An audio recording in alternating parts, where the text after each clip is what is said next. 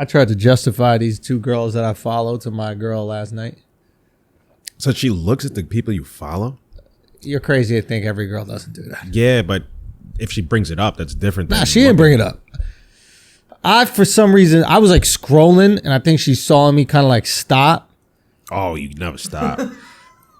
I'll purposely open my Instagram and just like keep the same tempo, even if it's a bad bitch. You gotta keep the same. And then I'll stop on a dude. Like, oh, let me see what he's doing. Yeah, some bullshit. So just so this is what she thinks how I scroll Instagram. Send off the trail. You scroll at the tempo, then you keep track of the name. Akaash, you don't know nothing about girls, man. Shut the fuck up. What the fuck you talking about? You only got me stalking. You following cricket players and shit like that.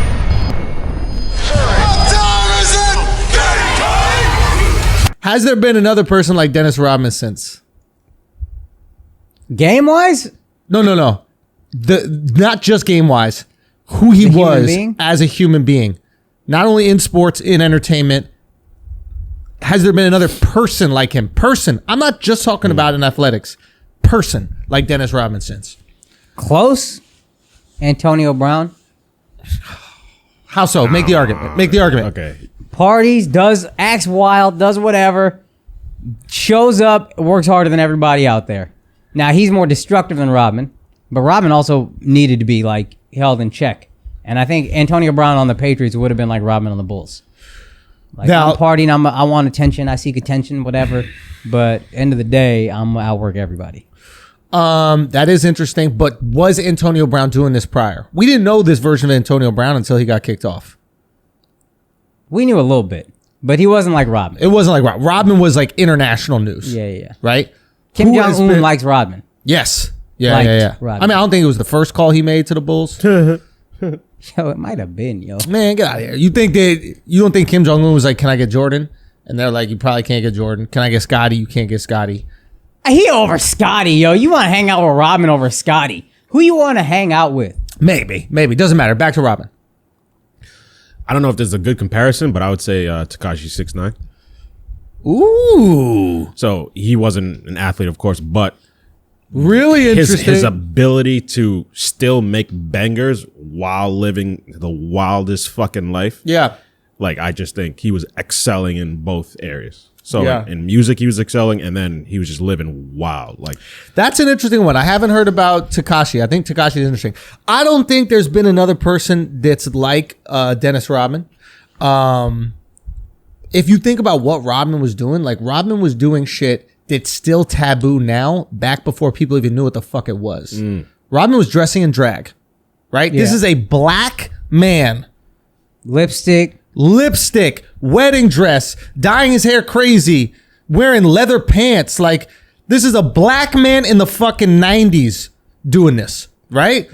Now, if you're a rock star, you're one of these like white rocker dudes who like bangs his fucking like bandmates, but also is like straight, kinda. Like, it's not that crazy. We're talking about a black man in sports. Black dudes in the 90s did not do that. No one did that. Barely now. In the 90s, you just never, ever saw it. Now, if you're in New York, you'll see that shit.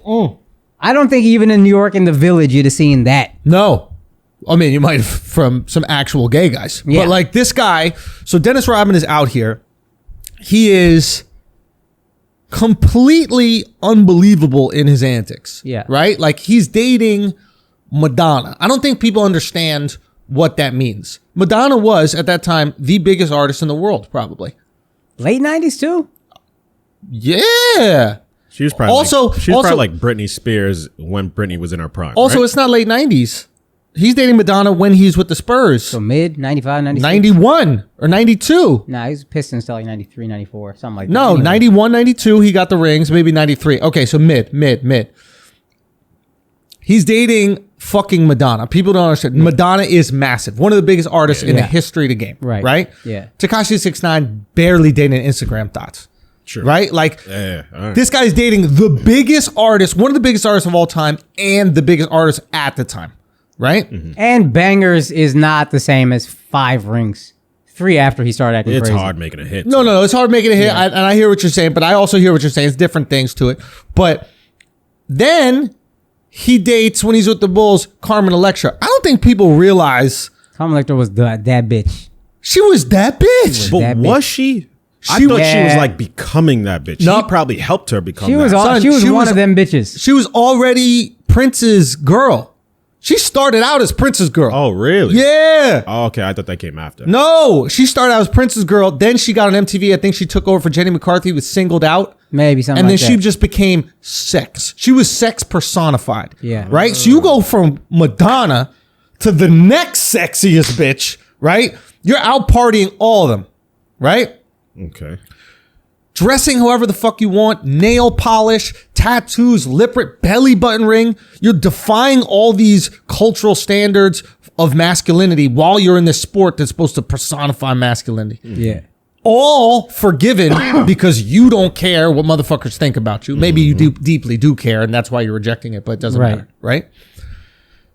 All the while winning motherfucking rings, right? Like defensive MVP. Best rebounder ever in the history of the game. People forget about the Spurs season. You know he averaged 17 rebounds a game in the Spurs season. Whoa. Wait for it. Didn't even start all the games. He didn't even start every game. You had Duncan and Robinson on the team. Duncan went on the team. Yes, he was. Yes, he was. Look it up. I don't think so, yo. Duncan got drafted. Look up Duncan and Robinson and see if they were on the team. Duncan got drafted. Robinson was. Robinson didn't like Rodman. That was a big point of contention. Sure. I think Duncan got drafted like 97, 98, something like that. 98. Look at what year Tim Duncan was on the... Anyway. Point is... 97. Are you sure? Yeah. Yeah. Oh, man. I looked that shit up. Anyway, I was reading some article that said he has... Can we say one thing? Yeah. You got to take back what you said about not wanting to hear 100%. shit about Rodman. That's where I was going for. That's where I was going to. Yo. I said I don't want to hear anything about any other player, but I forget how fucking interesting everyone on that team was. I mean everyone, maybe not, but Maybe not Pippen. I want more episodes on Phil. I'm fascinated by Phil. yeah. I want to. I still Well, want to know let's why stay the on fuck Rodman. that Okay, broke down. so we'll stay on Rodman. stay on Rodman, right? Rodman. Okay, I completely take back whatever the fuck I said about not wanting to see any other characters. Yeah. That's fine. I still find Jordan to be the most interesting one, but Rodman is one of the most fascinating human beings in history. This is unbelievable. So I'm looking at this guy. And I'm like, there is no version of him now. Some people said Kanye. Was that you that said Kanye? No. Some people have said Kanye. And I find it interesting. Kanye might have done the opposite version of what Rodman did. So like Rodman pushed back against the stereotypes of masculinity by going like gay with it. And Kanye is pushing him back against the stereotypes of blackness in America by going maybe conservative or MAGA with it, right? You're still rejecting what you're not allowed to be in an effort to be free. And if you like look at a lot of Kanye's language, like I want to be able to do whatever I want. I want to have that ability to be free. I want to do these things. Like Rodman said that a lot too. Yeah. Right? And he needed that liberation. He needed that leash. He needed that extra long leash. It was interesting that Madonna was the one that was like, got it out of him. yeah. Yeah. She's She was like a lot like that. Son, Madonna's like white Erykah Badu. Think about it. Erykah Badu got to what every guy and flipped their ass. What was the Outcast dude dressed normal? Andre Under 3 3000? Stacks Yeah. dressed normal to Erykah Badu got him. Common came out That with motherfucker Electric dressed like an Circus. accordion. What? Common had this weird ass album, Electric Circus. It was while he was with Oh Erykah yeah, Badu. Erykah Badu got fuck you up pussy. Absolutely. Real talk, Absolutely. right? But Madonna, Lenny Kravitz, Dennis Rodman, who else? Vanilla Ice. She did? Legends. Anyway, point is, so you got this guy. Son, it's hard to make hits, bro. You gotta admit it's hard to make hits. Ruined everyone's career. So you got this guy who is a complete fucking enigma, right? And somehow, what? That was a tense was little word close? used right there. I said enigma. Okay, relax, yo. Dude. Fuck, yo. Come on, son. I didn't say enigma. So he's a complete enigma, right? And somehow he fits into the Bulls, Right. right? And we have to look at how the fuck he fits in the Bulls. We understand why he doesn't fit into the Spurs, right? Yeah. Spurs are ultimate team first. There's a reason why most people didn't know Kawhi's greatness is because the greatness gets swallowed up by the team. right? You can't be yourself within the Spurs. You are part of the machine, and they do great because of it, but you're part of the machine. Right. Rodman's individuality didn't exist with the Spurs. I don't think that was Popovich either, because I don't know if he was coaching then. I think it was Robinson. But Robinson's he's a Navy guy. Yeah, he's organization though. Robinson was like an admiral. He's the admiral. He's from the Navy. So he's like, I'm not, what is this? Yeah. Shit. Get it out of here. Get it out of here. Yeah. And so it was like, you have the situation where it couldn't exist. And while he wants to finally entertain this side of him that he got the balls to lean into, he can't do it with the Spurs. But I don't think that that's just it. We know that Rodman has these mental problems with the Pistons, right? Yeah. He's got mental problems in general, right? And like a lot of people who have kind of mental issues, they gravitate towards athletics because it takes extreme focus. Yeah. And I think what happens is when you're in the heat of battle, the only thing you can think about is that game. And it takes you out of all these horrible thoughts that you have going around your head. Similar to music, right? Like a lot of times people with mental issues gravitate towards music because they can get lost in playing the music, right? And I think what happens is when you're in the heat of the battle and you experience not just regular season, but championships. Yeah. Once you experience championships, that's the condom off. You fucking raw.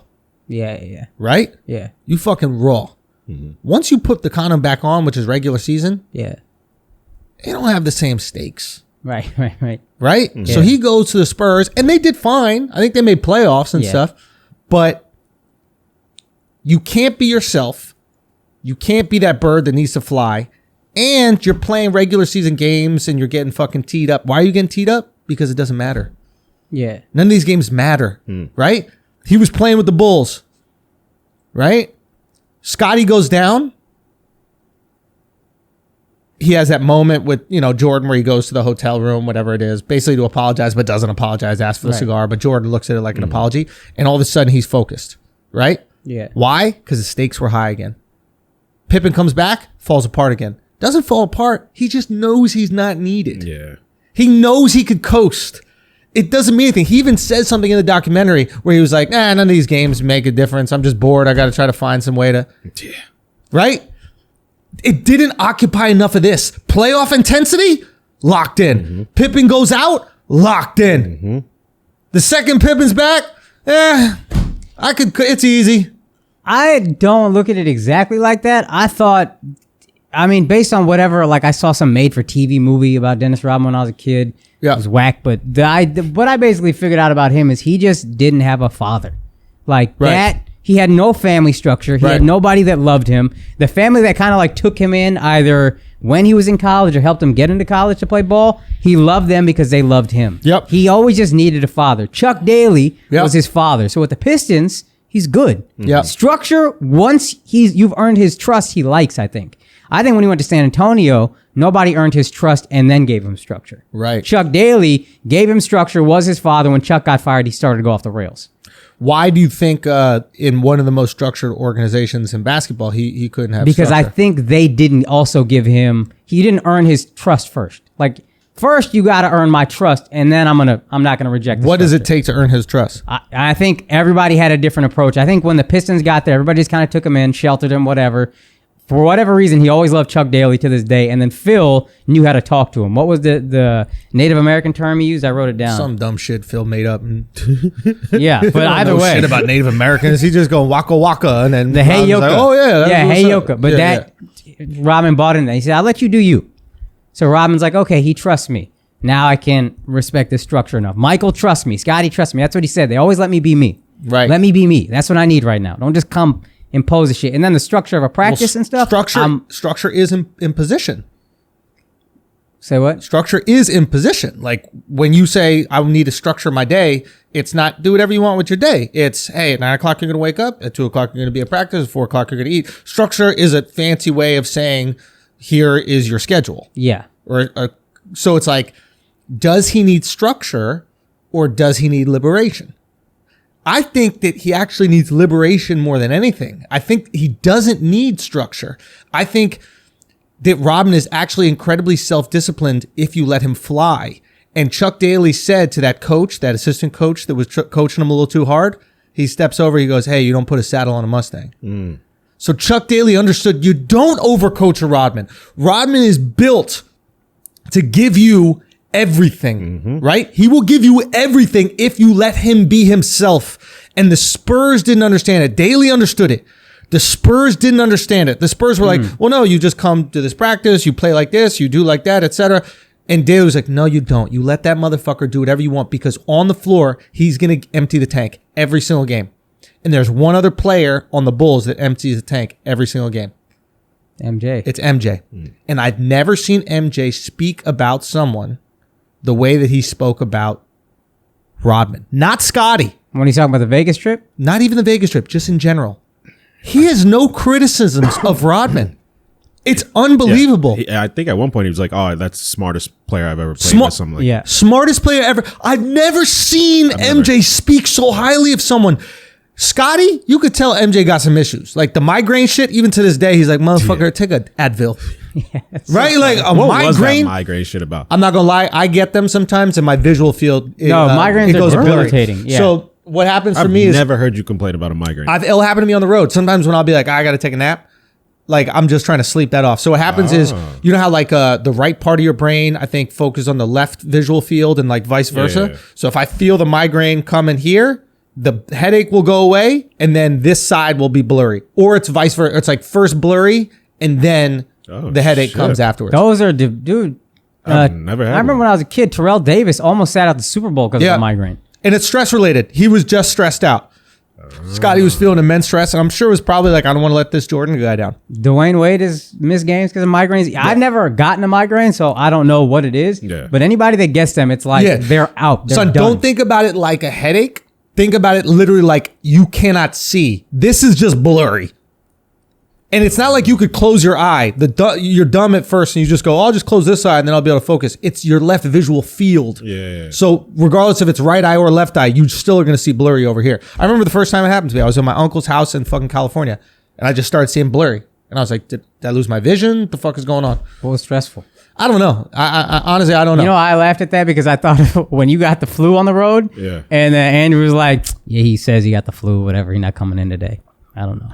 But when was this?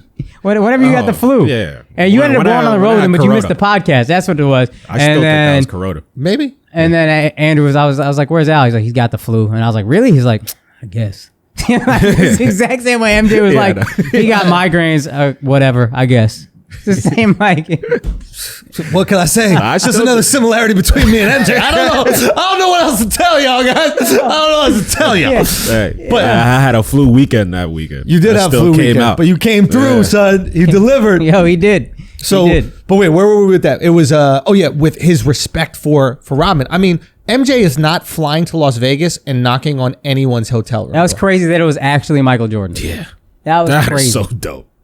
That's dope. Son, I mean, that is the greatest compliment of all time. Yeah. The greatest compliment of all time is Michael Jordan knocks on your fucking hotel room when you've been gone for 72 hours or however many hours it was and says, hey, we got to get back. Oh, you know what I actually thought that was, though? As more than a release for Dennis Rodman, I thought it was he needs love again. Maybe more than structure, he just needs love. Maybe. Because when he said, when Pippen came back, even Jordan said when Pippen was gone, or somebody said when Pippen was gone, MJ needed Rodman. Yep. And Rodman loved that. Yep. Then Rodman says when Pippen came back, I'm just back to being the third kind of like forgotten brother. And I think that was him being like, I need love, I need attention, I need whatever. So I'm just going to go cope how I cope, and then hopefully you'll come rescue me or save me or love me or whatever. I think that's definitely part of it, 100%.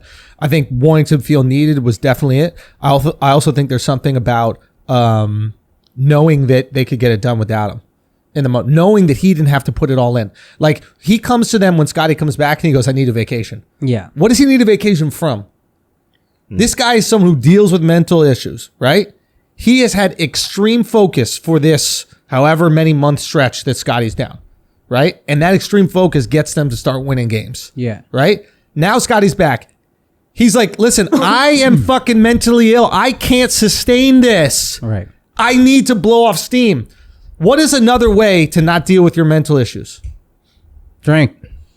Party. Self-medicate. Self-medicate. Why it's called self-medicating. That's what the partying is. It's not, I like watching girls dance. Like, you're an NBA player. You can have girls come to your fucking house whenever you want. It's wild. He's with Carmen Electra, still dancing on other bitches, flirting with other bitches, talking about other bitches. Please believe there was more than one bitch in that room when Jordan knocked on the door. Because Jordan said, I'm not going to say what was happening in the room. He's not going to be like, he was with his girlfriend. You know what I'm saying? You think it might have been another dude in there too? Who knows, bro? It ain't anything Who is possible. knows, bro? He's like an Adidas slogan. Impossible is nothing with Dennis Rodman. And nothing was gonna like weird out MJ, if you will. Yeah. So here's the dope thing. You know what's great about these? At first, I'm watching these 2 episodes. I'm like, he's all right. I know we're excited about this thing, so we're gonna hype it up a little bit more. But these are all right. What I loved about these episodes is these episodes establish greatness for characters that were not Michael Jordan.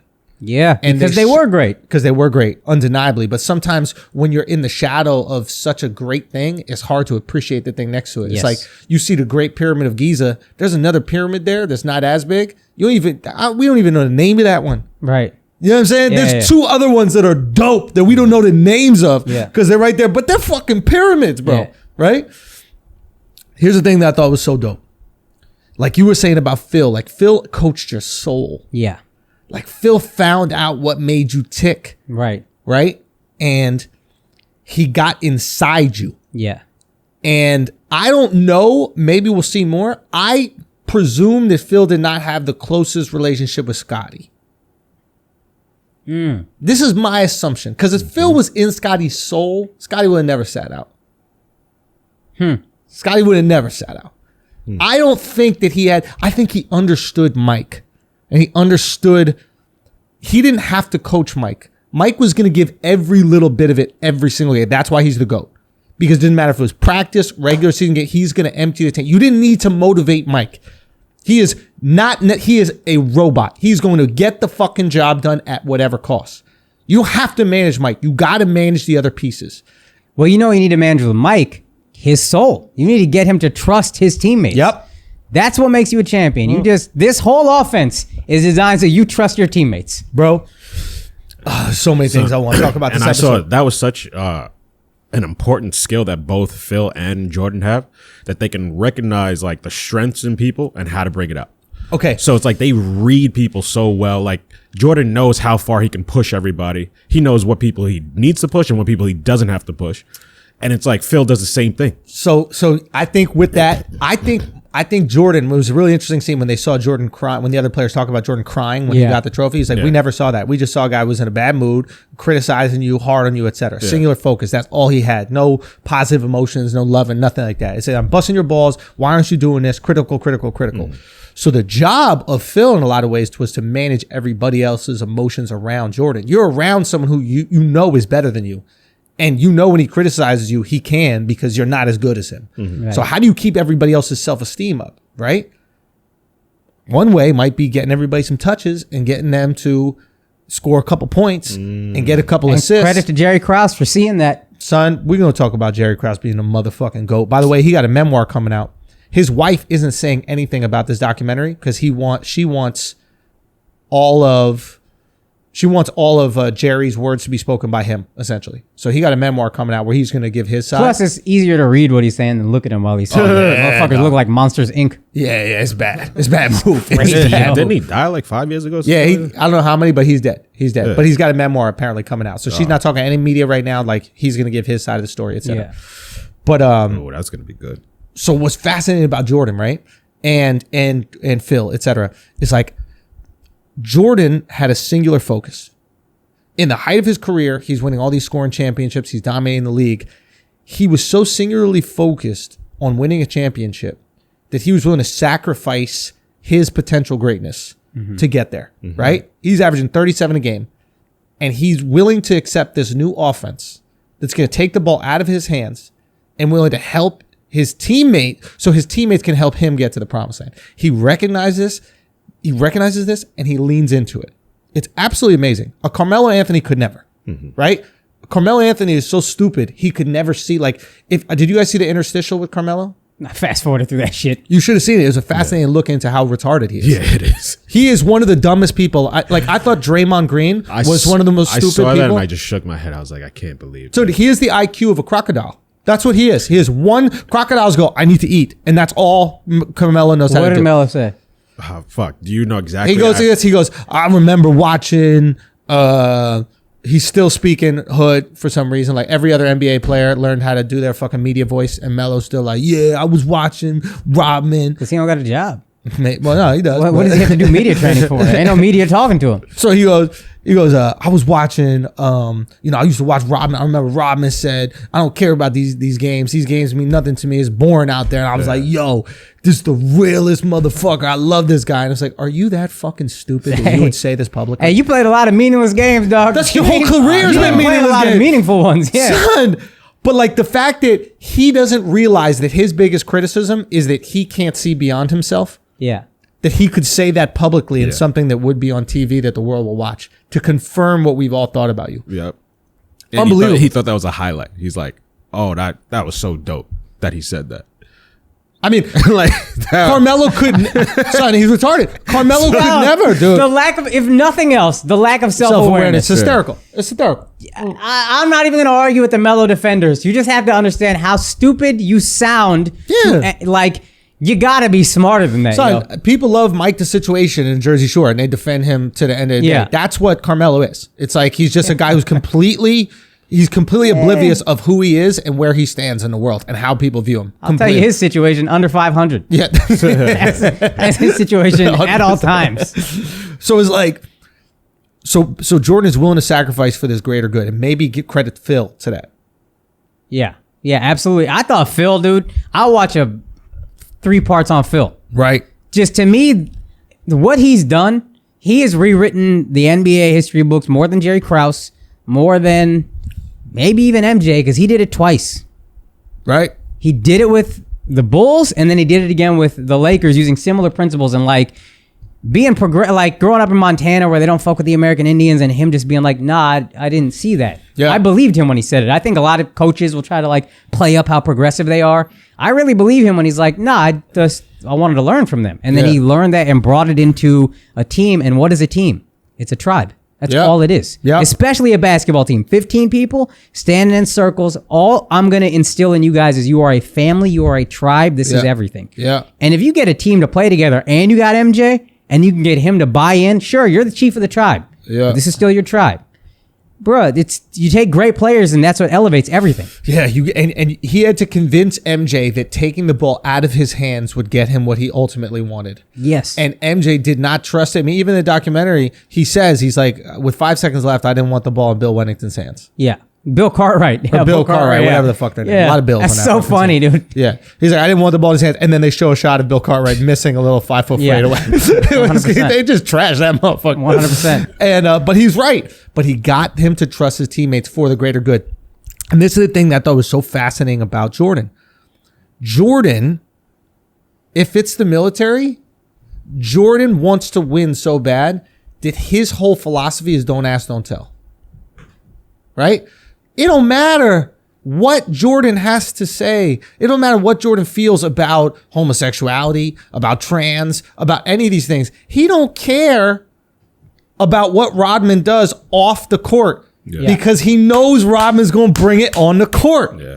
Right? So it's like he could turn a blind eye. Don't ask, don't tell. I don't care what Scotty does with his personal life. I don't care what John Paxson. I don't care what none of y'all do.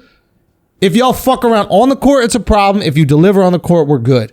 And it was so cool to see someone with a singular focus. He didn't coach your soul. Yeah. Jordan asked for the most out of you, and he rewarded the people who gave the most. Yeah. What's his face? Phil coached your soul. Phil found a way in there. Yeah, I like people who know how to handle greatness and know how to bring greatness out of everybody. And I'm fascinated by a guy who gets human beings on that level. So Phil solidified his GOATship with this documentary. Well, not like it wasn't solidified before, but everybody was like, oh, he inherited great players. Yes, he inherited great players. Absolutely. There's no question that. You can't knock that. But managing the egos is the coach's job. even Rick Carlisle, who's the number one X's and O's guy. I read a book where he recently said, like, X's and O's is 10% of being a pro head coach. Yeah. And my problem is, Rick Carlisle said about this about himself, my problem is I don't know how to relate to these guys as well. And that's the most important part of the job. So if Phil, he got the X's and O's, and then the other 90%, dude, brilliant. Fucking brilliant. This guy could be a leader of a country. Yo, dude, 100%. Great leadership. And you know what I realized? I'm sitting there, I'm like, why the fuck did Jordan listen to this motherfucker? Like, yes, Jordan got along with Doug because they both had the same fire. And I think Jordan admired that Doug just kind of like said whatever happened, but he also kissed Jordan's ass. And then, you know, Jordan was having this incredible success under Doug. So you're definitely going to relate some of that to him. You know what I thought was really telling about their relationship? Yep. What did he call him? What? What did he call Doug Collins? I don't know. Dougie. If that's a coach to me that you really respect as a coach, you're not giving him no nickname. That's a peer. It was one of the sniffers. Yeah. Yeah, he was another sniffer. Even if he wasn't a full-on sniffer. Oh, he was a sniffer. You're not above me if you're Dougie. It was a sniffer. Dougie. What was the play at the end of the game or something like that? Just get the ball to Jordan, get the fuck out the way. Yeah. That was the play, every play. Right. Yeah. Which is cool, but Phil had this different energy, right? And Jordan didn't even like Phil when he came in. Yeah. But I was like, why the fuck did he end up listening to him? Yes, don't get me wrong. Phil knows how to get in your head with the Zen. But what did Phil have that Jordan didn't? Jewelry. Oh, we got 2 with the Knicks. And 1 with that CBA team. Say what it is, it doesn't matter. I did not know that. We didn't know that he played for the Albany. There was a CBA team that he coached. Winning. So he got 2 with the Knicks, right? And then he coached a team in the CBA and he got 1 with them. So when he's telling Jordan, this is what you got to do, I'm not telling you this as someone who has as many rings as you, which is 0. I'm telling you as someone who's done it as a player and as a coach. Yeah. I know some shit, motherfucker.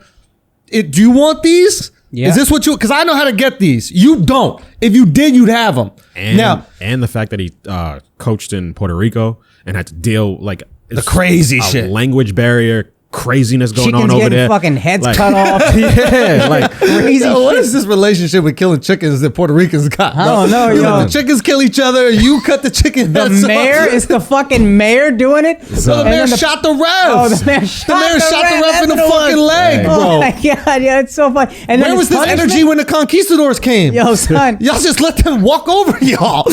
You know what I mean? It's not happening again. You're not stealing from us anymore. It's a foul. Yo, nuts. Yeah. Nuts. Then his only punishment was you can't come to games anymore for the rest of the season. Home games. It was like home games. 'Cause Yeah. I'm assuming you're not traveling. So for the rest of this year, just sit it out. You almost killed somebody. Yeah, that's crazy. That's crazy. It was... But you know what's interesting about the MJ thing? There was a tipping point with trusting Phil. Okay. And it was the finals against the Lakers in the closeout game. Remember when he talked about finding Paxson? Phil told him, like, John is open every time, give him the ball. He said, who's open? Oh, who's open? Didn't tell him. That's and right. this is such a genius thing. Yeah. You let someone come up with the conclusion themselves. You're right. And now you're not telling them what to do. And MJ's a guy you don't tell what to do now that you mention it. Yeah. Ali, the same. My pops used to go to Ali's camp a lot. And he said, Ali's coach, oh my God, why am I forgetting who the fuck his coach is? Dundee, whatever. Angelo Dundee. Angelo would never tell Ali what to do. He'd ask Ali, hey, what should we do now, Ali? And he's like, we could work on some abs. He's like, that's a good idea. Let's work on some abs. Right. Now, he knows that we got to work on abs, but he knows you don't tell Muhammad Ali to do the abs. Yeah. Muhammad Ali's going to do the work. Yeah. Jordan's going to do the work. Yeah. You don't got to motivate them to work. Yeah. The other guy, Scotty, you got to motivate probably. Right. You gotta, but even Jordan says it in the doc. He's like, Scotty will fight for you. He just wants to know that you're on his side. Mm-hmm. Yeah. That's another little dig. That's a little dig. Jordan's like, I don't need nobody on my side. I'll swing on anybody. I thought it was big brother, little brother thing. Like, that's my little brother. He just needs to know his big brother's here. And then we'll fight. We'll fight together. Don't call me little brother, motherfucker. I'm one of like the best 50 players in the league. But that's what Scotty was. He was the most accomplished little brother in the... And a testament to Scottie Pippen on a certain level to swallow your ego and be like, look, this is how we win chips. And if I'm the little brother, that's fine. I'm the little brother. You guys can criticize me all you want to, sidekick, blah, blah, blah. I'm one of the 50 greatest ever. I got 5 rings, 6 rings. What do y'all got? James Harden should look at this documentary right now. And he should go, man, I could have had fucking 6 rings by now. Yo. James Harden should look at this fucking documentary. Russell Westbrook should look at this documentary right now. Now, Kevin Durant does not have the leadership and the focus that Jordan does. He just doesn't have it. He's not the alpha that Jordan is. But James Harden could have been Scottie Pippen. And he chose to have his own team. And Scottie Pippen on his own team wouldn't have been nearly as much beta to anybody. When Jordan left, Scottie was the guy. Mm-hmm. And he seemed to like it. Mm-hmm. But he was like, look, this is the fucking greatest. There's an unstoppable force. If me being little brother gets us rings, I'm little brother. Call me Rappin' Fonte or whatever his name is. I'm little brother. Do you think because they weren't making as much money, it was easier to value the ring? Maybe. And also, when you're making more money, you got more yes men. You got more hangers on. You got more people in your ear. Yeah, you got people DMing you, all this kind of shit. Because like it's almost like in the mafia when they were only getting 1-2 year sentences for gambling or not even racketeering. It was like gambling stuff or like stealing something off the back of a truck. Like everybody was going with the code, right? They weren't telling. Right. The second you were getting 20-year sentences for drugs, all of a sudden motherfuckers are snitching, they're breaking the code. And I feel like if you equate the year sentence to the millions of dollars you could make a year, when it's 25 mil a year, that's a lot of money and for a motherfucker. And I'm gonna play my role and get 5 million? Fuck that. I don't know. Give me that 25, right? Yeah. And in a lot of ways, it's like money has always done. It's just like removes the purity of the game. Now they deserve it. They're making this money. They should get it. I'm not saying they don't, but like it's an easier decision to sacrifice when it's between 3 million and 4 and 3 million and 30. Right. It's hard to turn down 30. Yeah, dude. Right? Yeah, 100%. It's a different, as tax brackets change, everything changes. Everything changes. And when you go from being a 100,000-aire to a millionaire to a multi-millionaire, yikes, to a 100-millionaire, these are all very different mentalities. Yeah. Different shit is on the line. Yes. 100 million, my kids are good. That's multi-generational. It's generational. Unless you're Scottie Pippen and you find a way to spend it in one generation. In one lifetime, he spent $120 million on fucking car washes or whatever they did. Guy got no art. Motherfucker got no art in his whole house. You see his house? They rented that shit for the shoot. Is he broke? Even looking. I don't know, bro. But like, I'm looking at his house. If he was broke, he'd have got divorced. Because I think you, Al, were telling me he was going to get divorced, and then he just realized how much it was going to cost, and he was like, nah, let's not. Let's work it out. He shacked it. Yeah. Shaq's still married, right? Is he still married to Shawnee? No. Yeah, Shaq's single. They got divorced? Yeah. Oh, okay. Because I thought he was keeping her around because it was cheaper for a minute. She took a significant chunk. Yeah. That's why I said Shaq out there DJing. You got to DJ that money back, Shaq. Oh, fuck.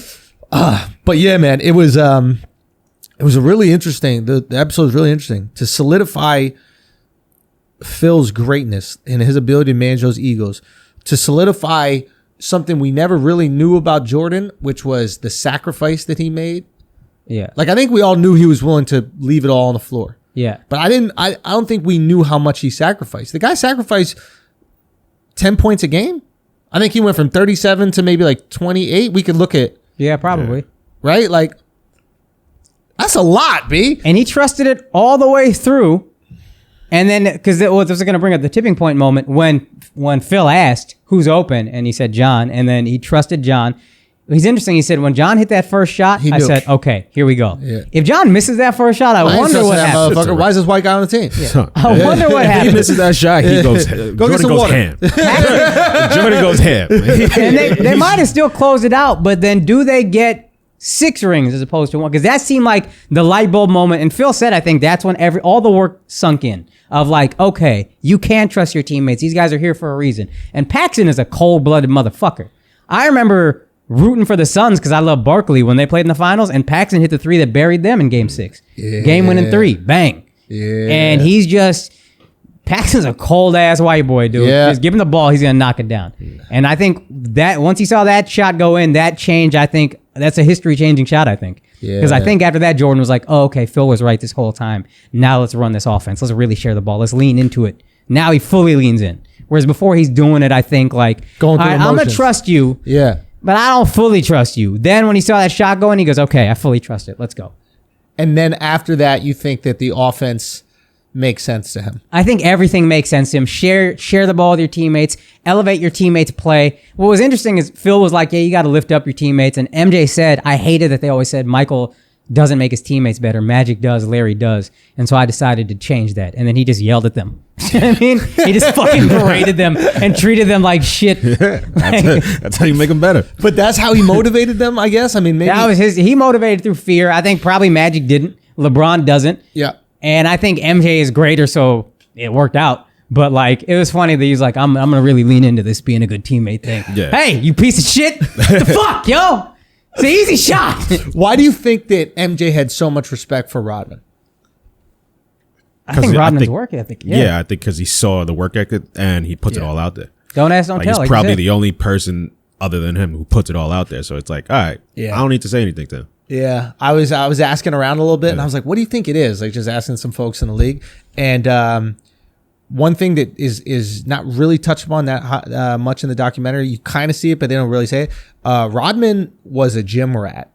Oh yeah, you probably know this, but like the average person is like, "Oh, he's wearing makeup and he's out partying all the time." When he wasn't doing that, he's in the gym. He's the work hard, play hard guy. Yep. We've all known one like that. Yep. He might be the biggest example of party hard, work hard. Party hard, work hard, and MJ was a rat. Yeah. So when MJ saw that Rodman was a gym rat, and like every time MJ's in the gym lifting, all of a sudden this Rodman guy's also in the gym lifting. He don't got to motivate him. He's just there. That's what he likes. I think he's going, okay, this guy's about it. He's not what maybe people say. And then when he sees him diving into the stands, literally leaving it all on the fucking floor, and he goes, wait, I don't got to motivate that motherfucker? Everyone else on this team, I got to yell at them, berate them, and then manage their confidence, etc. But this guy, Rodman, nothing I say to him can make him feel one way or the other. He's going to give 100% on the floor, and he's going to meet me in the gym the next day? Yeah. Okay. Yeah, I wonder if he also liked, he didn't have to stand up for his teammates if Rodman is there. Or at least that's one teammate I never have to stand up for. I remember it was in his first three-peat, there was a series against the Knicks where they were getting bullied around. Yeah. And his dad was like, you can't let them get bullied around. You got to be the guy to stand up and fight. And there's that shot of him and Xavier McDaniels, like forehead to forehead, John. Yep. With Rodman, that's the guy fucking with everybody else. Mm-hmm. He's getting in Karl Malone's head super badly. Like, these guys fucking hate him. And he can stand up for himself. Scotty, somebody goes at Scotty, I got to jump into the fray. And it's like, I'm too valuable to be the enforcer. Yeah. I can't be enforcing. That's what tired Charles Oakley was too. Yeah. And he loves Oakley as a human and probably would have liked to have him back on his team. Now I got a much better version of Charles Oakley. Interesting. And listen, if Dennis gets into some shit, he's the guy they're all going to go at because he irritates everybody. And I don't got to stand up for Dennis. I don't need that burden. I got enough going on. Maybe there's another smaller factor there. No, like, that's true. And also, he probably just remembers playing against him on the Pistons and like, oh yeah, the battle that he had to go against him every time. He's like, oh shit, this motherfucker's real. Is the real fucking deal, real. Bro. Yo, it's okay. Two things on that. One, I want to go to on a Pittman thing, but also on that, like, I think that we underestimate Rodman's defense, right? Like, we all know he's a great rebounder, and then we think of him as a pest, right? We're like, he's a pest. He's always in there, out there. He's agitating his defender. He'll also stay in front of you. You're not getting by him. Yeah. Right? And I feel like that's kind of lost in the antics a little bit. And Gary Payton said it. Out of nowhere in the documentary, he goes, he's a fuck up. Yeah.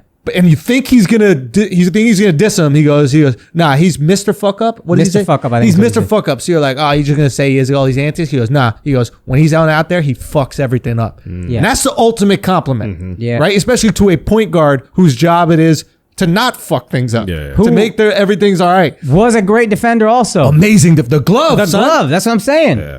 And for him to say that's the guy. That's the guy. I think Aldridge is right. That's the best on-ball defender he's ever seen. Yep, that's right. And if you see him when he's not on the ball, he playing some nasty-ass defense then too. And while we're talking about the defense thing, this is something I thought was so great. So when they're playing Lakers in the first final series. The Pistons or the Bulls? No, when they're playing the Lakers. The Bulls are playing the Lakers, right? In their first finals, right? Locks up. Exactly, right? Now, who was originally on Magic? Michael. Michael's on Magic. Of course, Michael wants to play Magic. He's been looking up to Magic constantly in this documentary. He's referencing, I wanted to be in the same conversation as Bert and Magic, right?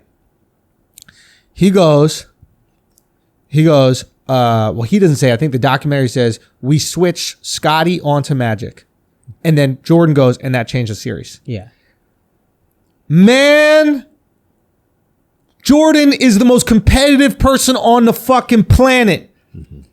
If that don't show you the respect he has for Scotty's D, this is multiple all defensive team. This is multiple defensive player of the year. Not talking about Scotty, I'm talking about Jordan. Yeah. Jordan was Mr. Lock you the fuck up. He got a defensive player of the year. He's the only GOAT. Under Dougie. He's the only GOAT person that I can think of that has a defensive player of the year. Magic don't got one. Larry don't got one. LeBron don't got one. Yeah, I mean, eventually maybe your guy Kawhi, if he's in that discussion. If he's in that discussion, yeah. Yeah, 100%. But right now, that's the only guy. And for him to say, yo, this guy doesn't have any defensive player of the years, but just sacrifice my ego. That's another time. Now that you're talking about sacrificing ego, it's a one-on-one matchup for the fucking ring. Me and Magic, this is the guy I want. I'm locking this motherfucker up, and I'm going to score on him all day. That's what you got to be thinking if you're Jordan. You got to check your But if Phil says, yo, we struggle a little bit in game one, let's try this switch, for you to say, yeah, I'm cool with that, that's a big swallow of the ego also. Like, all right, I know what Scotty does in practice. Let's let him do it to Magic here. This is what I realized about Jordan and to his fucking greatness, man. And this shit is so rare. His ego was wrapped around the ring, not what he was doing to get the ring. Right. What it took to get the ring. Yeah. And if it took him sacrificing touches, all of a sudden that's what's most important. If it took him passing the ball to fucking John Paxson, that's what we do. If it took him letting Scotty guard the toughest person on the other team, that's what we do. Because my ego is the ring. It's not about my personal accomplishments. The guy you're competing with to be the GOAT. That's it. Fine. Fuck it. Let's win. That's huge, dog. If you're talking about people who want to be GOATs, I remember Damian Lemon, homie of ours, he talked about like years ago, and he says, anybody that's in a GOAT conversation, that's a massive ego. You're dealing with massive egos.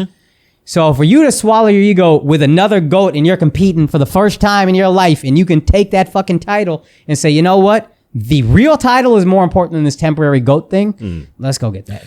What did he say? What did he say when he was describing it? This is what I thought was so dope. He goes, it changed everything when Scotty started picking up Magic 94 feet. Yeah. And then he goes, and I knew it worked because I saw him do it in practice. Yeah. Now, who do you think he saw him do it against in practice? Him. Yeah. So if he knows how great he is and having Scotty guard him 94 feet is a pain in the fucking ass, he's like, oh, Magic about to get this fucking work. Yeah. It's like, motherfuckers, sometimes you want that glory so much, but the ability to just go, nah, this is better for the situation right now. It's rare. It's hard. It's hard. But that's true greatness, is knowing when to check it. Yeah. I wanted to ask, bring it back to Rodman. Do you think he was being real or was it bullshit when he was talking about he studies the way the ball bounces off? No, I think that's real. I've been hearing that for years. It was just, he was just kind of like, oh, bounce this way. This way. I thought that the editors of this documentary did an amazing job of making him look like he knew what he was talking about in that moment. Okay. Right? Like, to me, it was like, it started out, right? Because it started out, we're like, oh shit, he about to really break down how to rebound. And then we're like, oh, is he just making sound effects? What the fuck? And then the editors started chopping this shit up to be like, and whoosh, and boom, and click, click. And it was like, what the fuck is happening right now? Horrible soundbite, but from what I understood, I've heard that about him for the longest, is he just studies the way the ball bounces off rims. When people shoot it, like apparently Bulls practice, there'd be plenty of times where he would just work out on the bike and just watch everybody shoot, and then just watch how does the ball spin and bounce off for each different player. So if he does, that's another thing. It's fucking. I thought it was really cool that they showed how you could actually work on rebounding, right? Yeah. Because rebounding, I think we've always looked at as an effort thing. Yeah. Effort and athleticism. Yeah. Right? It's like if you're an athlete and if you're willing to really get in there and box out, et cetera, you can get some boards. That's how we've always viewed it. I've never looked at it as a skill outside of boxing out. But like the predictive ability going, okay, when Jordan shoots from this part of the floor, usually his spin will make the ball bounce that way and then be in position. And then you see why he literally averages 6 rebounds more. He averaged 50% more rebounds a game than everyone else in the league when he was doing this. And that can't just be effort. It's not luck. You can't be trying 150% harder than everybody else. I think it was dope when he said like, oh, I realized that my strength will be in defense and rebound. And so that's what I was going to talk about that too. In college, you recognize that, right? No, early in the league. In the league. So in college, this is what I thought was so fascinating. Early in the he was scoring 20 a game in college. 26 a game in college. He couldn't even shoot in the league. Son, think about that. Yeah. You do 26 a game in college, right? And I think he went to like a Division II or some shit like that. But, and to fucking, whatever, we'll go back. But he goes to a Division II, right? The fact that you can have no ego to be scoring 26 points a game to then scoring nothing a game, but having 18 rebounds and recognize, okay, defensive rebound is where I'm going to make my effect on the game. Maybe that's Chuck Daly saying that. Maybe that's these other guys that really brought him in and nurtured him, like teaching him that. Or maybe it's his own intellect. You know, I think one thing that's really cool about this is it shows Rodman was not stupid. Oh, yeah. He's a smart guy. Sometimes we assume like people who like look wild are stupid. Yeah. You know, like Tekashi is 6'9". Everybody, oh, this guy's an idiot, this, that, the other. That's the smartest guy in the room. And the guy that's acting the dumbest and making money is the smartest guy in the room. The first interview that he had with the Breakfast Club, when he bodied them. Right. Listen, he bodied them. I text Charlotte right after. I'm like, yo, y'all were not ready. You thought this kid coming in wasn't going to be good and sharp, and you took him lightly, and he came in and bodied y'all. And that moment, I'm like, oh, this guy is fucking brilliant. Yeah. He is fucking brilliant. He knows how to navigate this shit. Those guys, dude, I give maybe too much credit. I literally think Soulja Boy's a fucking genius. Yeah. I think this Tekashi 6ix9ine is brilliant. I think these guys who, if you act like the dumbest person in the world, but you're a millionaire, you're not dumb. Everybody's making you money by thinking you're dumb. And again, being willing to swallow that ego to say, everybody in the world thinks I'm an idiot, but I'm making that much money. And I think a lot of times a guy like Rodman, I sensed he said some shit like, I want it to hurt. I like when it hurts on the court. I like being in pain. That's a guy that's in pain, right? He needs the stakes, man. I think, I took that as physical pain. I like hurting myself. Yeah.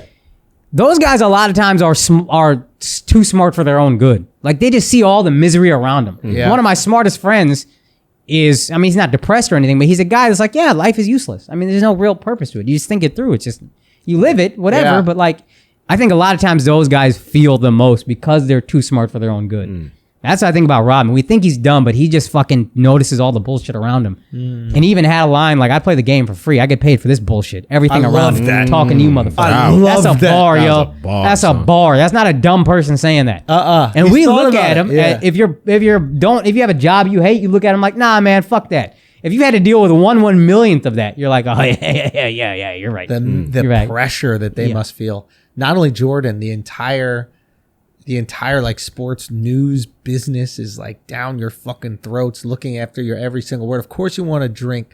Of course you're going to want to have some fun. Of course you're going to ride a motorcycle instead of a car. Bruh, you need stakes. My man drank a beer, Yeah. hopped on a motorcycle, Yeah. no helmet, driving off from the game. That's crazy because you need something to cover, like shield your eyes. Like he probably can't even see. You probably barely see on a fucking bike. Like when you're going that fast on a bike, that shit is crazy. He was, that was a part of him. I think that just wanted to be hurt. Even now, he's just fucking self-medicating with alcohol and whatever. But release and all that. I also just think there's a part of him I feel like is broken, and I feel bad for him. Yeah, he's But, absolutely broken. But He's absolutely broken, but the way that he coped with it was really interesting. yeah, And partying maybe is a stupid thing. Some people find like meditation, right? That's the opposite of partying, but what it is like the shutting down of a brain, right? So how do I shut my brain down? Do I take some drugs? Do I do this like breathing shit that kind of calms it down? Do I get myself in this intense activity that requires all of my brain power to maintain? It's like this is Dennis Rodman, man. He's just a fascinating fucking guy. It was really cool that they showed his greatness. yeah. And Phil's greatness, Phil's ability to manage ego and motivate players. Yeah. Unbelievable. Now, as we kind of wrap this up, I want to hear any other takes you guys want to put out, but I want to put some more respect on Krause. And I wonder by the end of this documentary if we realize how fucking great Krause was. Dougie takes the Bulls to the Eastern Conference Finals. Jordan is the best player in the fucking world, winning scoring titles. Yeah. Right? Winning Defensive Player of the Year titles. Usually when a coach takes you to the Eastern Conference Finals, which is further than you went the year before and further than you went the year before that, you're on a positive trajectory, moving towards greatness. You ride with that. Mm-hmm. The fact that Krause was willing to take that risk at that point in time ultimately would be his downfall, but was the reason why he should be considered a great. Because he's willing. He is a great. He's one of the GOATs. He's willing to shake shit up and roll the fucking dice on an offense nobody knew. This Tex Winter triangle offense, right? And a coach that really wasn't proven. Yeah. He really wasn't. He goes in Puerto Rico and in the fucking CBA. Now we look back and go, he was probably nice. But at the time, he's some hippie that he had to tell how to dress. Right? Yeah. It is, you got to give some credit for this guy willing to roll the fucking dice. Most people are not willing to roll the dice. Most people go, man, if this goes badly, this is my career. I'm out of here. Yeah. I get fired because I made this move that fucked up this organization that was on this positive trajectory. I pissed off Michael Jordan by firing Michael Jordan's favorite coach. He loved Doug. They're kissing each other and shit. And then hired the guy he doesn't like that's going to take the ball out of his hands? Yeah. What? Like, you do something like that and it works, of course you're going to trust every decision you make. Of course, when you think it's time to trade Scottie Pippen, you're going to be like, it's time to trade that motherfucker. You get credit for that, but we can't credit everybody who swallowed their ego and then be like, nah, it's cool. The guy who couldn't swallow his ego blew the whole thing up. Ultimately, the same thing that crushed it. You built an empire and then tore down the empire and then couldn't build a new one. The same thing built it, though. Yeah. The same thing built it and the same thing tore it down. And it's sad, but if you don't have that fucking ego, you don't get there. You don't get those pieces. You don't get that offense. You don't get all these different things. And I completely understand the owner, Reinsdorf. Now I completely understand why he was kind of silent and all this shit. Because I really, truly believe he was like, man, every time this fat motherfucker says something crazy, it ends up working out. All right, bro, I'll hear you out. At a certain point in time, you got to trust it. When you go get Scottie Pippen, he ends up being one of the greatest players. You know what I mean? You get Phil Jackson, he ends up being one of the greatest coaches. When you go get Tony Kukoc, he ends up changing the game in a way. When you get Rodman, it ends up fucking working out. Like, they end up actually being able to win with him. He ends up working within the system. Eventually, you just got to go, this guy knows what he's doing.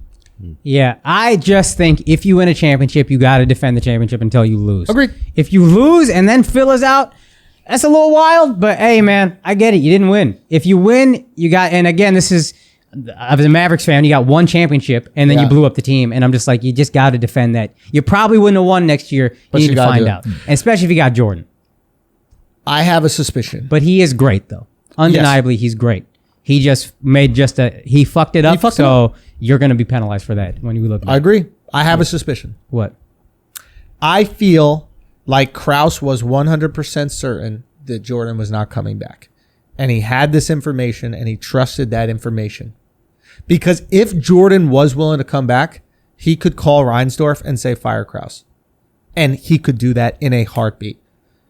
The fact that he didn't make that call, the fact that he didn't say, hey, I want to come back. I'll come back for a couple more years. Keep Phil. We'll rock this out. The fact that he never made that call and never spoke about that when they asked him every single day is because he knew he was gone after this year.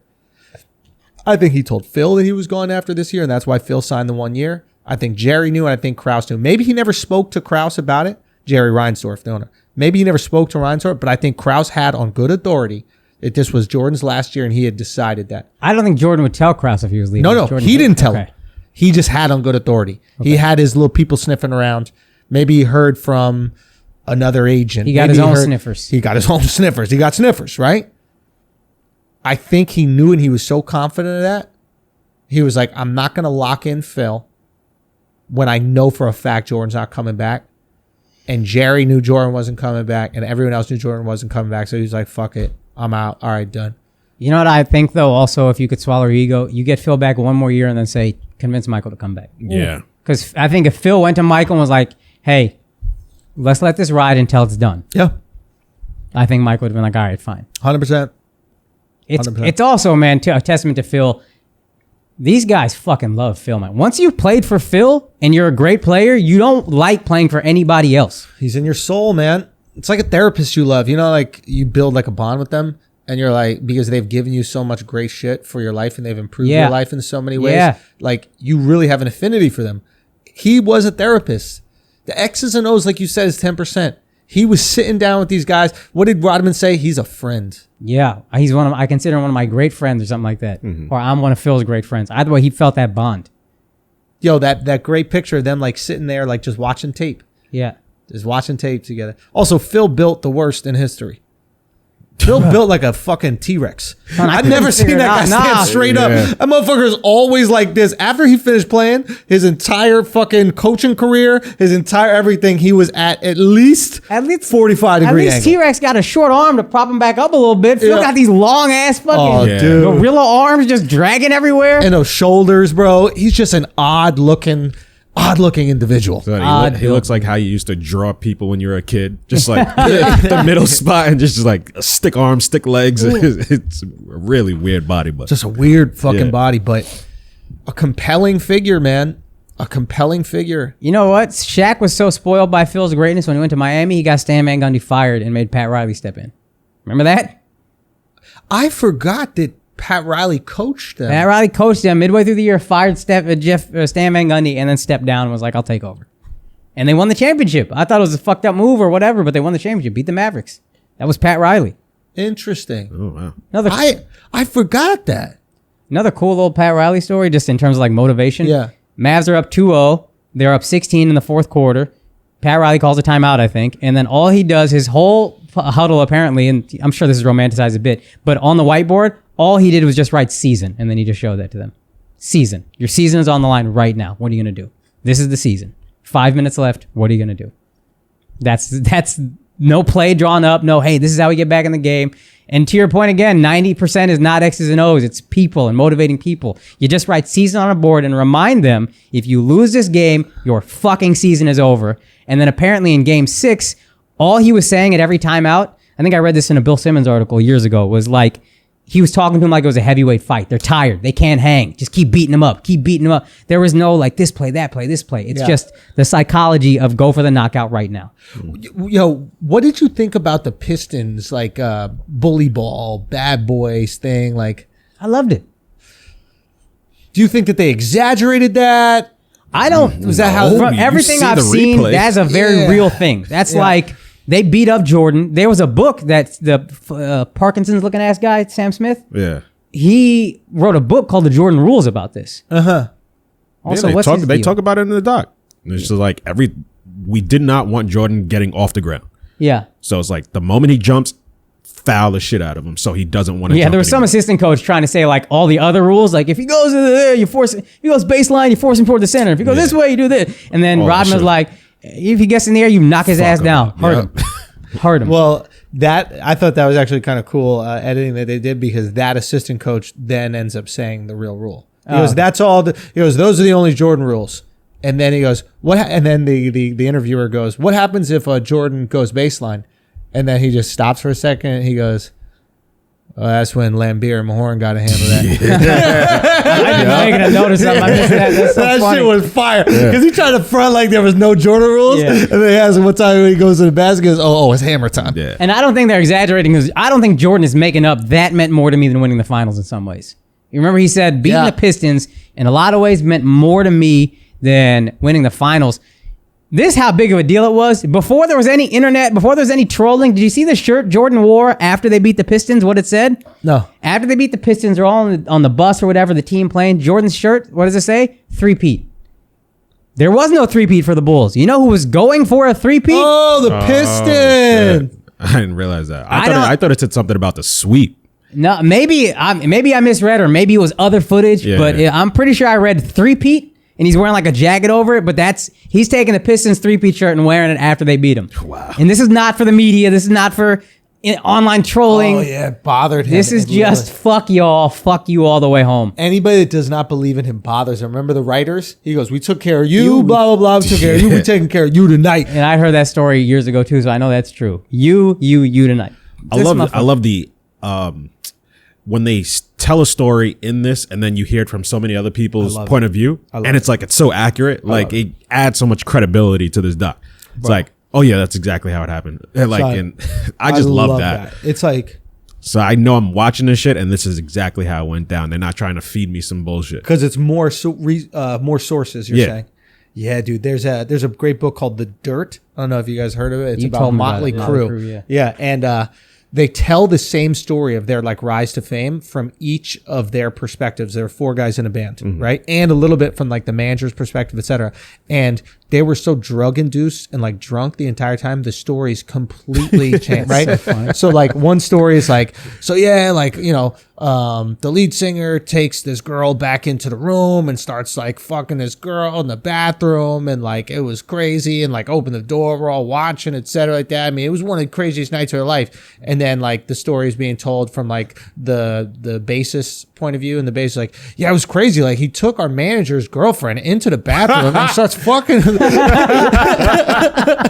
And the manager was like, yeah, I had to break up with that girl after that. Like it's just, they're being honest in their recollection, but it's so drug induced. And this speaks to that as well. It's like, no, everybody's hyper focused. This is like the opposite. You remove all the drug. This is what happened. This is how we felt. Like John Paxson, whenever he's talking with like ultimate humility, by the way.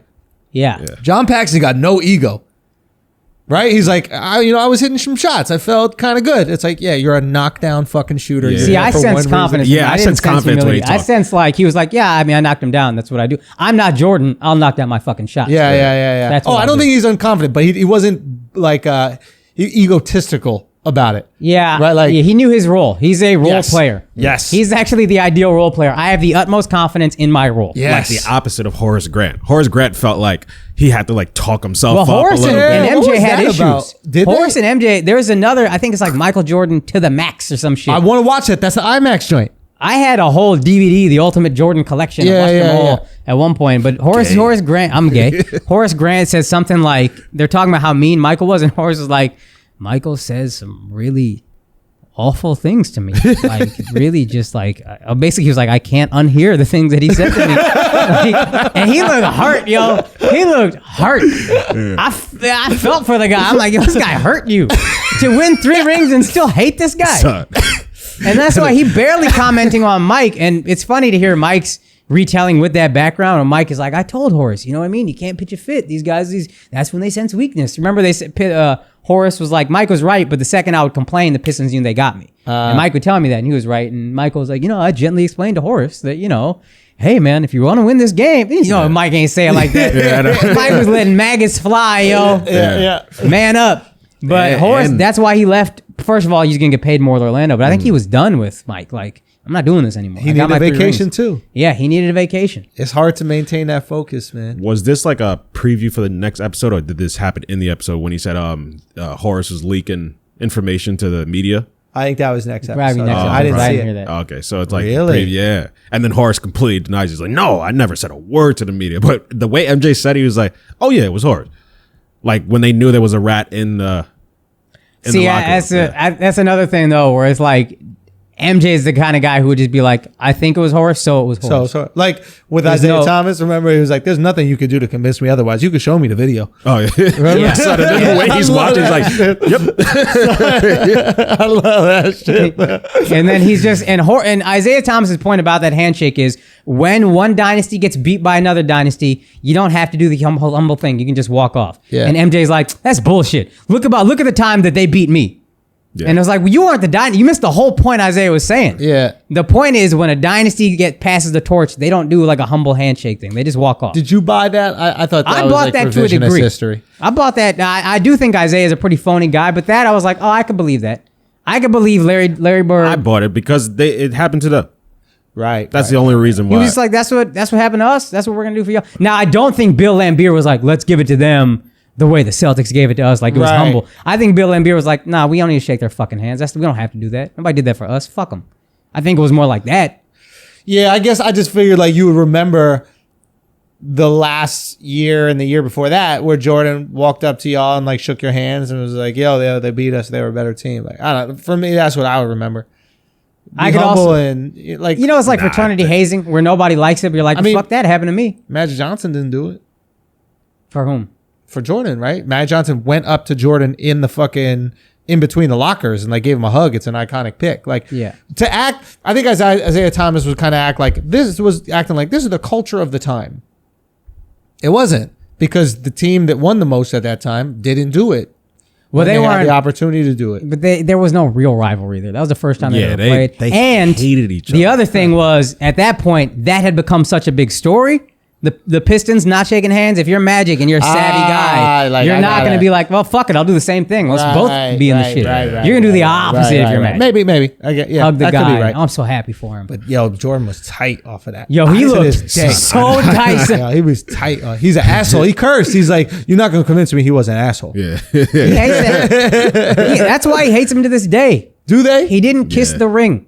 That's what I think it is. Isaiah Thomas, he seems phony to me. Who? Like Isaiah Thomas. Oh yeah, he seems phony. Like he's just two smiles and two smiles. Yeah. Yo, son, I saw this guy walking. I think with his wife or something. I used to live by the theater district, and I saw them like walking out of a play. This was like 5 years ago. This guy looks fucking incredible. Oh yeah. Best skin I've ever seen on a human being. Yeah. Teeth perfect. Yeah. Look, I was almost like, yo, man. MJ is wrong, yo. I literally was in that moment like, man, fuck MJ. Guy just looked happy and nice, and he kind of looked at me, and then I looked at him, and then he was like, fuck, do I have to talk to this guy? I could tell that I was looking in his face, and I was like, I'm gonna just let him be, but I wanted to be like, Yeah. You know what I mean? Any other thoughts? I just like when he said, he's like, oh yeah, I don't think I've never been swept. I usually do the sweeping. Yeah, and I think that's part of the reason why they didn't give him a handshake at the end of the game. Because he's like, I've never been beat that's a like big this. ego blow. I've never been beat like this. So it's like he just handled it wrong. He said he took it back. He said he would have done it different. But he also said, which I like, and this is honest, he was like, if I had known what was going to happen after, I would have shaken his hand. Yeah. Which is like, I didn't want to deal with all this nonsense after. Yeah. Not, I regret my decision. It wasn't a fake apology. Yeah. It was like... But you still need some self-awareness to realize that. Yeah. Like, even though it's not just dealing with the media, the fact that it's like, okay, I probably handled this the wrong way. And credit to him... Question. Go ahead. When they froze Jordan out at the All-Star game, it was the All-Star game they froze him out? Yeah. That was when? Before that? Before. Wait, what is this? I don't know. So, you familiar with the story? I've heard it's not necessarily true, but go ahead. Apparently... Isaiah Thomas tells everybody on the Eastern All-Star team, Eastern Conference All-Star team, to not pass MJ the ball. Oh, word? Oh, yeah. Now, I guess this happened prior. MJ is convinced again that happened. Isaiah is like, no. The All-Star game, you always want to beat the other conference. Also, if you watch the game, he's touching the ball. Like nobody's not passing to him. He's touching the ball within the flow of the game. Mm-hmm. Yeah. Also, everyone there is an all-star. They want to get their shots up. Like, buckets, maybe Jordan just wasn't used to being around other people that also want to shoot. And also could create their own shot. Yeah, and like will look you off. Like Jordan never got looked off his entire career. But when you're in the All-Star game, Jordan's like, here. It's like, I can shoot too. I'll pull up. In Jordan's mind, and probably rightfully so, if you look him off, that shit is on purpose. You got a personal problem with me to look me off, motherfucker. You out your goddamn mind. Looking me off? Bro, there's a point where Jeremy Lin was on the Lakers and hit a game-winning 3. Yeah. And he looks off Kobe. He waves off Kobe. Do you remember that? Yeah. He waves off Kobe. And I remember watching that like, what the fuck is this guy think? Like, that to me was like the craziest thing an Asian has done on American soil over Pearl Harbor. Like, by far, like Pearl Harbor, I was like, I can't believe that happened. When I saw Jeremy Lin do it, I was like, yo, these Asians are crazy, bro. What is going on out here? Oh my God. You know what, though? He did cook Kobe when he was at the Knicks, and they played the Lakers on national TV. He cooked the Lakers. Did he cook? He had to a be good fair, game. Kobe beef is an Asian thing. That's true. He had a good game, but I don't know about cook. Cooked him. We did exaggerate how great Jeremy Lin because was. Our expectations for him was just so low. In a lot of ways, I expected him to play worse than the white players. Jeremy Lin is the best New York Knick in the past 25 years. Yo, get the fuck out of here, listen, son. I think in a lot of ways, Jeremy Lin... You gonna let that? No. Well, let me make the point. He is in a lot of ways the coronavirus because the way that it came and it was ill. It hit so powerfully and it took so many people down. But and then it was gone pretty quickly. It was gone pretty quick, and we over-exaggerated the effect. Do you know what I mean? You know who was really into it? Asians. Everybody else was like, I think it's good. Is it good? Hey, he's as close as we got, man. As an Indian, that's as close as we got. Damn. We social distance ourselves from Jeremy Lin so goddamn. Yeah, word. Man, an Asian can't even have a sick handle without you guys acting up. Unbelievable, yo. I love when you rep a big part of Asia. It's as close as conveniently. I get. It's so convenient. Anybody close, bro. Anybody close. Goddamn right. It's so convenient. This shit is geographical. You've never rep like Asian. You know who else I rep? Manny Pacquiao. Dog, he would. He would, bro. 100%. you would. I literally will look up what country is closer to India, and if that's who I like. Get the fuck. That's who I like. Son. That's my guy. I mean, real talk. It kind of makes sense though, because it makes the most sense. It's like black people rooting for Africans. Yeah, come on, that's a continent. Way closer. Y'all share a continent. These motherfuckers also share a continent. They look nothing alike. These are two black people. Yes, we do. We just not as black. He said it's on record. He said, got him. Oh fuck, bruh. Yo, go Linsanity. That was the guy. I need to see that 30 for 30. Yeah, all right. I got to have a poster in my room. 2 for 2. That's how long that episode's going to be. He's not going to get the whole 30 minutes. He's not going I can't believe you as a Knicks fan, yo. Son, that shit. How you a Knicks fan? He flared up and then that's it. That's the only time the Knicks ever won. That's the only winning streak you had ever. Son. Ruined by Carmelo Anthony's ego. Yeah, yo. He could have been somebody. His ego. He ain't do shit after. Because Melo broke him, yo. He was in the perfect system, perfect city, perfect he wasn't team. Strong. You know honestly, it was the perfect system for him. D'Antoni loves a ball handling point guard that can get to the basket. Maybe didn't shoot as good as D'Antoni would like, but of course I wasn't mad at it. As a Knicks fan, I was happy. You know what? That's but the what way motherfuckers exaggerate how nice he was. He was literally the greatest player in the history of the league. He needs. On that note, I want to see the last dance. I want to see a last dance about Jeremy Lin on the Raptors getting his ring. That's what a documentary I want to see. That's right. Jeremy Lin got his ring. Yo, goats leave Melo with chips, ain't getting no ring, yo. Yeah. Goats leave with chips. That's what they do. That's a fact.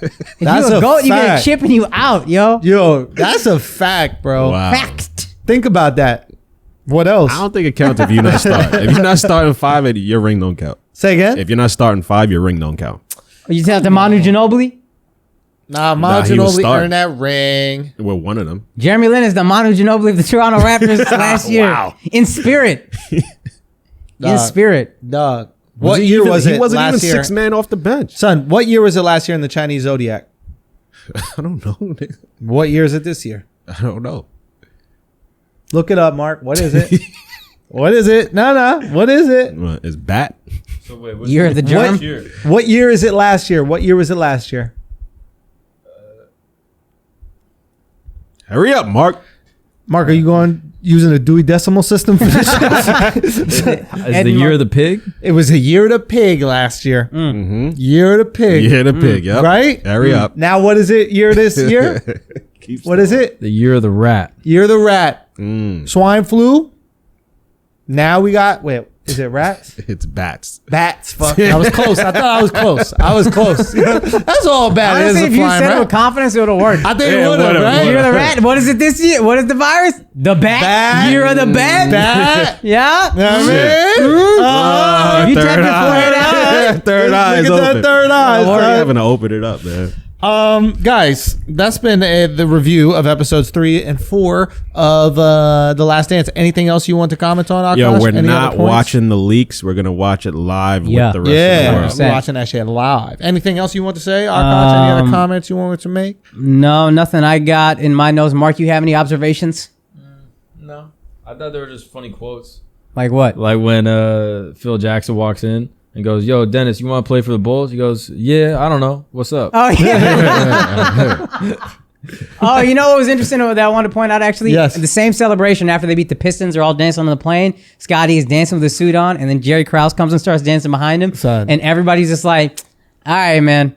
People didn't like him. There was friction for a long time with Jerry Krause. Now, I think it's part of what made him great at the time was I don't really give a fuck. But from what Pippen made fun on right after, like, Jerry, you think you need to sit down or something like that. It's hard to love fat, ugly people, man.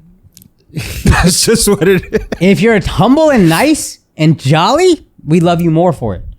But if you're like bitter and kind of like curmudgeon-y, we hate you for it. I think it's very difficult to be a GM and be liked by your team because I don't think so.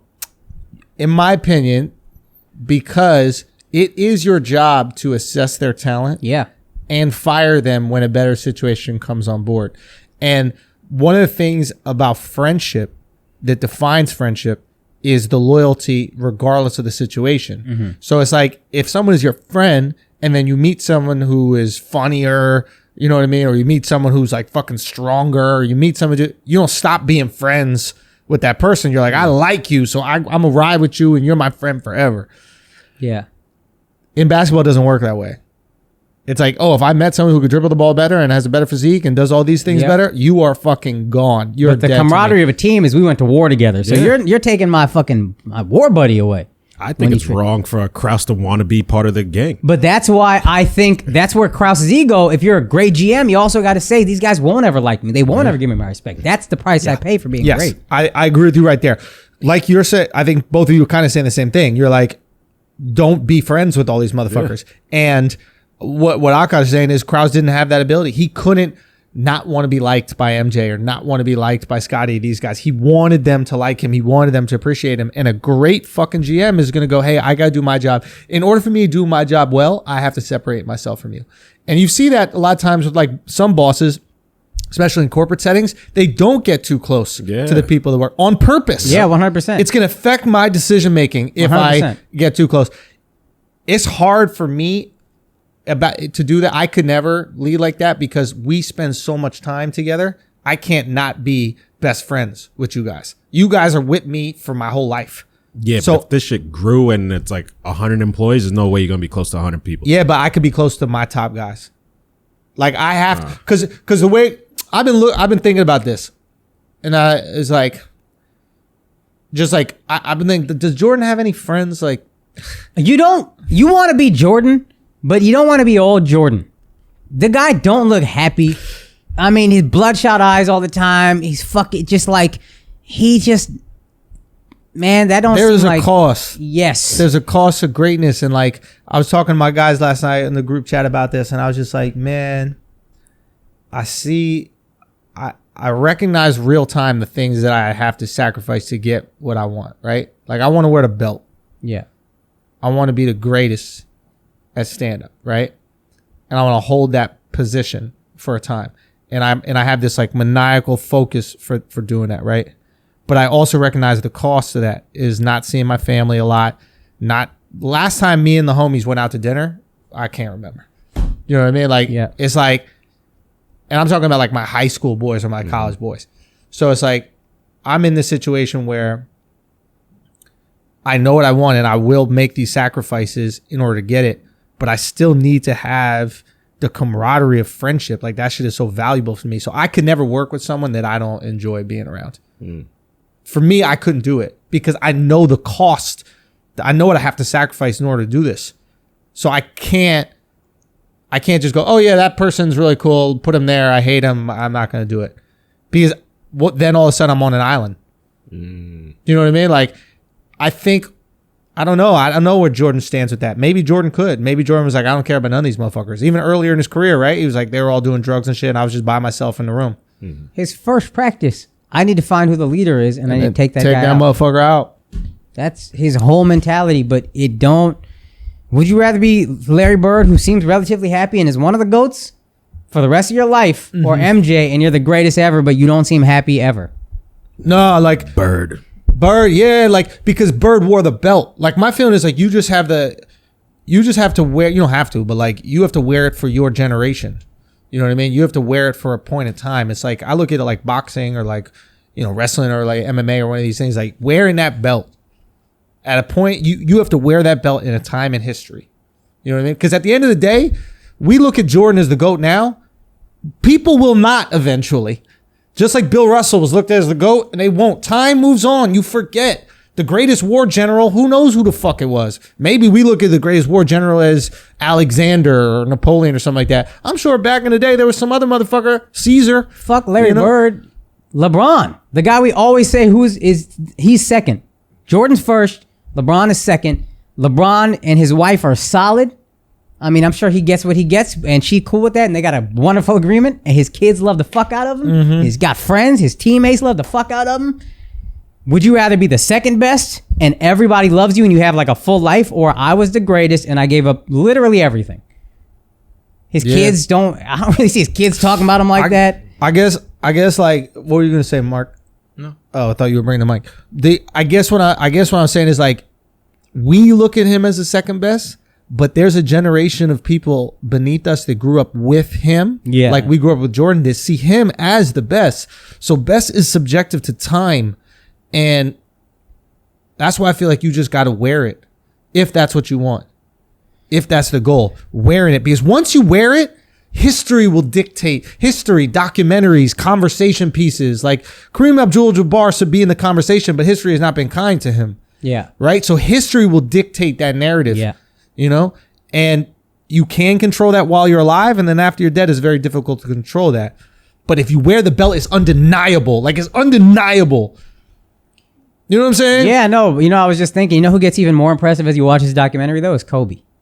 Because Kobe had the same Jordan mentality. Yeah. I'll never be a guy, no disrespect to Kobe, but Jordan is always better to me. Yeah. But after Kobe retired, he said, how do I harness this? And it became business and family, and that's what it's going to be. And like, now you have a well-rounded greatness. Yo, you're 100% right about that, man. Like, Kobe didn't have friends until he stopped playing ball. Like, and nobody wanted to say this while, you know, everybody was doing the rest in peace Kobe rounds, but the reality is nobody had a good Kobe story.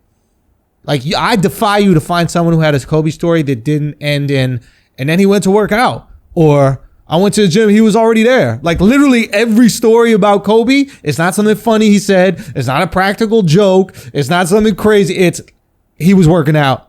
And once he retired, though, you started hearing these stories. Now like it's fun, Kobe. And he says it. I had to figure out how to harness that. And the fact that he did that is the best gift you could give the game for every other athlete. Because you don't want to retire like Jordan. Yo, I'm telling you, my man just looks...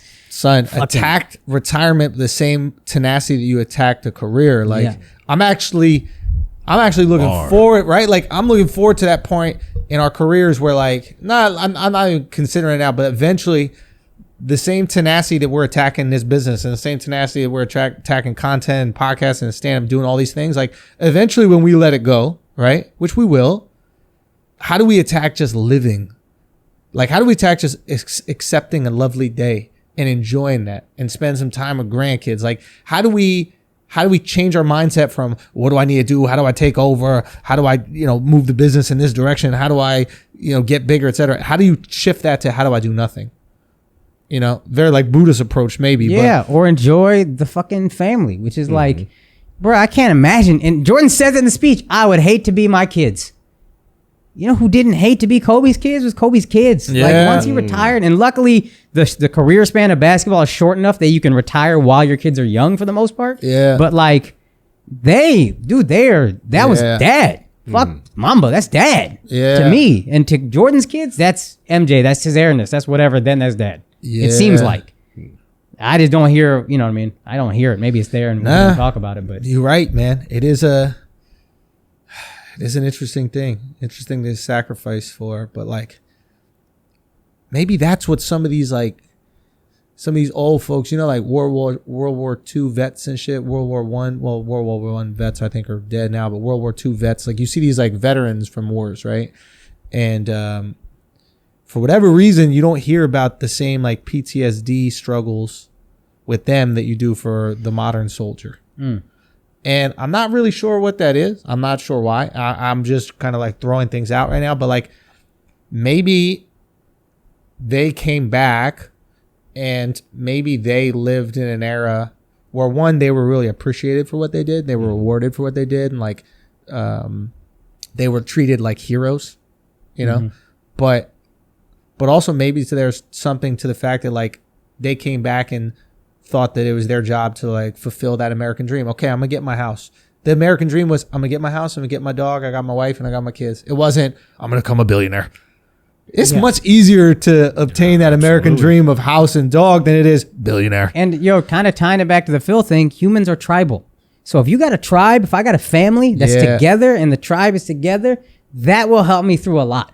Yeah. Whereas now it's like, look, me and the girl having problems. We broke up. She got the kid, whatever. I'm alone. And now you're alone. And it's fucking loneliness will eat away at anybody. But if it's the 50s, that wasn't a thing.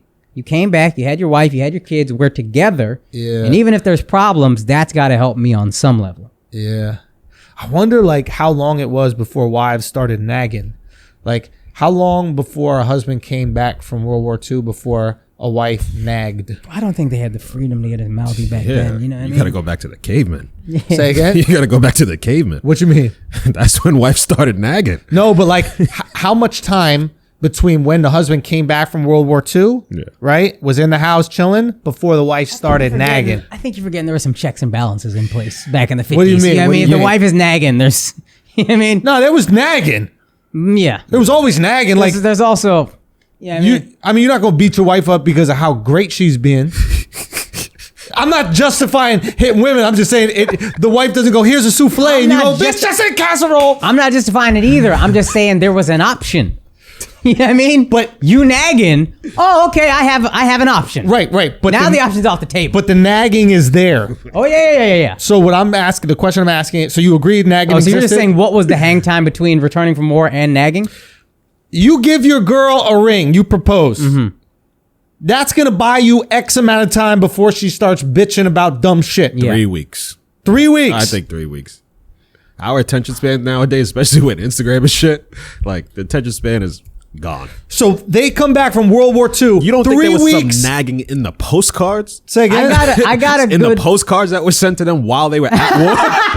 It's like, when you gonna wrap this war up already? It's just so hard at home without you, you know? Yeah. The kids are just really making things tough. I wonder if it's different because the women had to take over all the man's jobs. So they like, realized how hard it was to be a man. They came back. She was like, "Man, that job sucks." And you're like, "Oh, you think this job sucks?" Try killing Hitler. Interesante. They were so grateful. Maybe that's why they were like kissing and shit when the husbands got home because they like, didn't I'm have to done be working. in the factory. Yeah, spring break.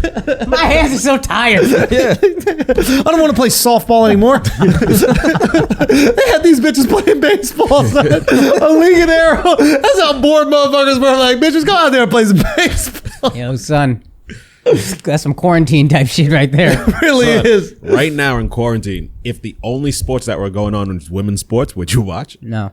Depends the sport. Volleyball. I'll watch porn. Is that a sport? When do we go just consider women's porn a sport, bro? Like, It's not a sport the same way wrestling's not a sport. You know how it finishes. Yeah, you do. You do know how it finishes. I give you that, but like, I think it should be considered sport for the women. Well, I think only lesbian porn could be a sport. No, but go on the point. No way, but let's hear this out. I'll hear you. Because then it's like, then you're competing within your own league. You know what I mean? If you have guys also competing in the league, then it's like co-ed. It's like a rec league. See, yes, but also if you remove the guys, like, I look at the guys like, you know, the pole vault? Yeah. That's the guy.